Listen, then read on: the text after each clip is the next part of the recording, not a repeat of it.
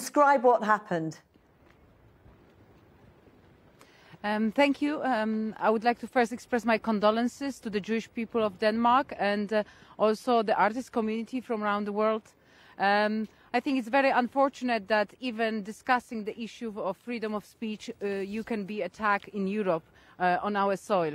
So tell me what happened. I was inside. I was one of the panelists. I was one of the panelists. I was sitting next to Lars as Inna Shevchenko started to discuss freedom of speech, and she was saying that the threat of Islamist gunmen shooting at us is not as big as the fact that the society is not supporting us, because after attack on Charlie Hebdo, there were people saying it's a terrible event, and as she was saying this and going deeper into that, we heard the first shots outside. At first it sounded like a firecracker. And we thought that it might be just a provocation to stop us, because we are aware that it's not only about killing us, but it's also about shutting the debate and destroying democracy and open society, civic society in Europe. No, there were more gunshots. We could hear the policemen in action, and then everyone, as French ambassador said, everyone was going for cover and making sure they protect each other and help each other in this difficult situation. I have to say thank you to the Danish police and Danish people. They've been really strong, supporting us and protecting us. Thank you for that. Agnieszka, with Lars Vilks, the cartoonist, at the centre of this event, it was always going to be controversial.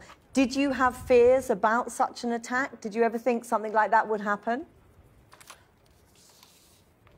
Yes, I stand on the side of people that believe in the rule of law, in a democratic country. I don't stand on the side of Sharia law and people that they use blasphemy law in Europe, where anyone indiscriminately can go out and shoot at people that are citizens paying taxes and being protected by the state. And that's my stand on that. And I think we should all unite. And as Inna was saying, there's no ifs and buts. Sorry to interrupt you. We don't know. And spread the threat. We don't know details about the gunman as yet, but very briefly, if you would, after the shooting... I could hear him shouting Allahu Akbar.